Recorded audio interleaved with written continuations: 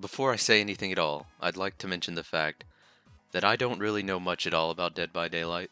I literally bought the game just the other day for the Resident Evil DLC. Now, I had played the game before a little bit on Xbox with some friends, but I never took the time to learn how the perks worked, all the intricate things about the game. But seeing that there's now Resident Evil characters in the game, it made me want to get back into it. I wasn't too happy about having to buy the game plus the $12 DLC. Seems a little pricey for two characters and a killer, but I'll deal with it. So obviously the first thing I did when I started playing the game was I went and checked out the characters, and I noticed that Jill and Leon weren't the only characters shown. They were also showing Chris and Claire. And then I realized they're just cosmetic differences with that you have to pay for with the currency that I don't even know if you can earn in game because I don't know anything about the game. But I don't know if it's just me or does something seem kind of off about some of their faces, particularly Claire and Chris. I don't know. I just it something feels wrong about it. But all that aside, I decided to go straight into a game because I knew the basic premise of Dead by Daylight. I'm no pro, and the perks kind of confuse me with how long their descriptions are. But I had plenty of time to read those descriptions because I don't know if the game's dead or it's just the fact that I'm such a low level and it's doing skill based matchmaking. But yeah, about half my time playing the game was spent looking for a match. I even had crossplay enabled, but finally it happened. I got to go into my first match, and I was kind of disappointed that it wasn't the Raccoon City map, but it's all right. The killer also wasn't Nemesis; it was one called the Trickster, and I hadn't played since he was added, so I had no idea what he did. But regardless, I was in the game, and I was pretty excited. I immediately got to do everyone's favorite Dead by Daylight activity, holding left mouse and pressing space at certain intervals. And everything was all fine and dandy.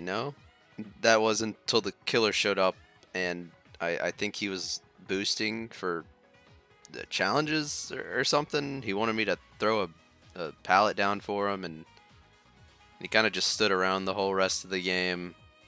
So, yeah, I kind of waited like 10 minutes to just fix 5 generators while this guy just stood there and like threw knives at us occasionally.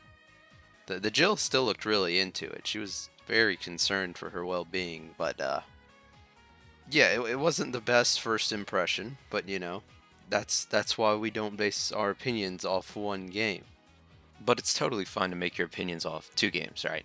And this second game was the complete opposite of the first one. The killer bullied me a little bit, and I may or may not have screwed over a fellow Leon once or twice. Not gonna lie, it hurt a little to do 10-minute matchmaking just to, you know, get knocked out within like 5 minutes of gameplay. But that's what happens when you suck at a game, right? So I wasn't ready to give up just yet, and that was mainly because I hadn't played as Jill yet. So, considering my playstyle involves ignoring all the benefits of character specific perks, there was really no difference as to playing as Jill. But, it was still cool. And it was this match right here that made me realize I needed to stop being worried about messing up skill checks. Because there's plenty of people that play this game that are far, far worse at skill checks than me. And it's gotta be hard to make a player who just started playing annoyed that you're missing skill checks, but somehow that happened to me. But I gotta say, I had a lot of fun in this match. It was probably the most evenly matched game that I had played yet, even though only one of my teammates seemed even kind of competent. Yeah, we ended up losing because I wanted to save that one competent teammate in the end. I guess I could have hit and tried to find the hatch, but I probably would have died anyway, so I think it was the right way to go out. At this point, it was really late at night, and I decided I'd check out the Nemesis side of things in the morning.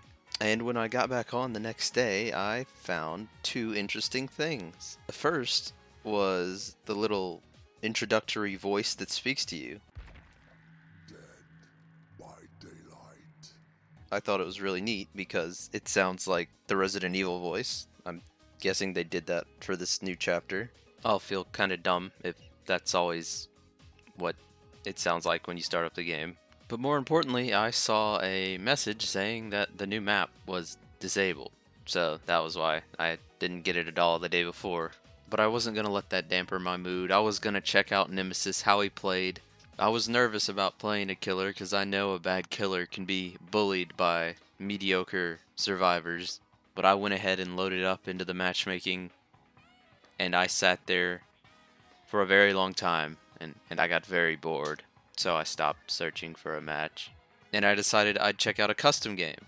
I figured, maybe I could just walk around on a map as Nemesis, see what he does. But no, you need to have other actual people in your lobby to go into a custom game. So that was the day that I found out I had no true friends. No one wants to play Dead by Daylight with me. But can I really blame him for that?